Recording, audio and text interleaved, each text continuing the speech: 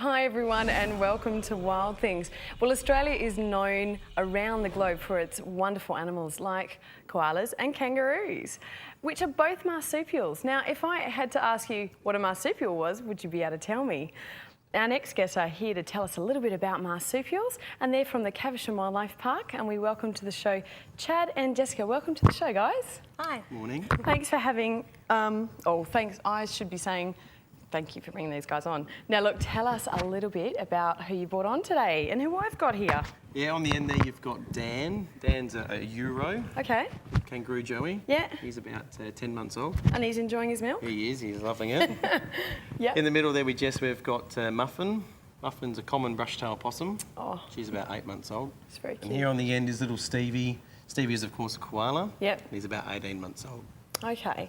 Now look, when most of us think about marsupials, we think of kangaroos with a pouch, but there's a little bit more to it than that. Can you explain the characteristics of a marsupial? Yeah, certainly.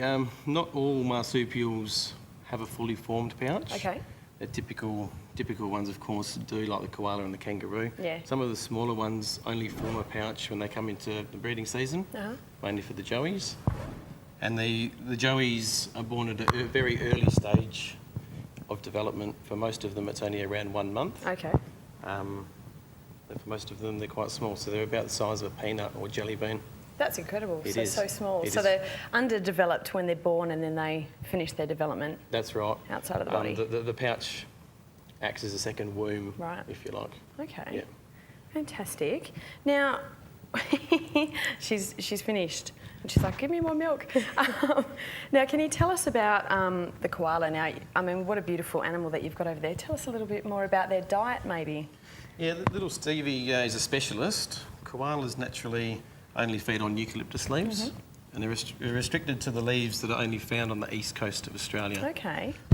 So is that why we don't have any here naturally in Western Australia? Yeah, scientists believe that our leaves are too dry Right. and too hard to digest. Okay.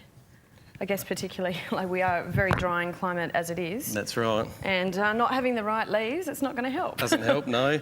The leaves are also very low in protein, so koalas have to sleep, and typically koalas sleep for at least 18 to 20 hours every day. Goodness, really? Yeah, What a life. they use all their energy in digesting the leaves. Yeah.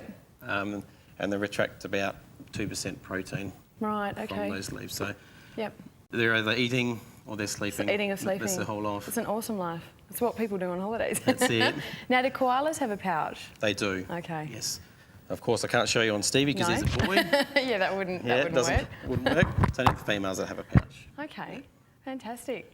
And now, Jess, Caversham Wildlife Park is open every single day of the year except for Christmas Day. That's a good effort. Yeah, that's correct. Can you tell us some of the other animals that are there other than the marsupials we've got on Yeah, today? other than the marsupials, you'll see things like our dingoes. You'll also see emus and plenty of bird of prey species throughout the park.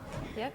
You see things like the farm show. We have farm shows that run 3 times throughout the day, and we also have wombat and friend shows that run 3 times throughout the day. Wombat and friend show. Yeah, get up close with a wombat, touch a Awesome. wombat, get some photos with a wombat. Fantastic. Get nice and close with a few other animals, including Muffin, our little possum here. Yeah, Muffin is just to die for, and she's being so good. She's just sitting there looking beautiful. Yeah, she's a big lover of people, this one. So is she like fully grown, or she'll get a lot bigger, won't she? No, she's going to get a lot bigger than this. Yeah. Probably at least 3 or 4 times this size when she's full grown. So almost like the size of the koala here, do you think? Not quite as big as that. Probably about the size of that 3/4. lower half of the body there. Okay. And these guys are arboreal, obviously, like they've got the little gripping. Yeah, you can see those beautiful gripping hands and feet there. So she's actually holding on to me relatively tight. Yeah. And they've also got a section on the tail underneath here. There's no fur on there, so that's like an extra hand or like an extra finger for the extra grip. Okay. Yeah. So grippy little possum. She's pretty good at that. Now, I guess you guys get a lot of people that come through the park, and education must be a key for you guys. So is that something as part of your role that you're talking to people about conservation issues for these guys? Yeah, most of what we deal with is a hands-on experience, so that kids, especially those that live in the city, or the international kids that don't get a chance to see Australian animals, can come and get nice up close to the animals, especially the kangaroos in our walk-through paddock. Yeah, perfect. And and can touch and feel what an animal really is. Awesome. Well, thanks so much for coming in. on today, guys. And I mean, I'm just almost lost for words, as you can tell today. Just having these little guys on the show is just so fantastic. Thank you so much. No and we wish you well in the future with the park. And we'll hope to talk to you soon. Yeah, thank you. Thank you. Thanks. Guys, if you'd like any more information about Caversham Wildlife Park or how you can come down and see these little cuties, get onto our website, which is thecouch.com.au. Thanks for joining us today. Until next time, keep it wild.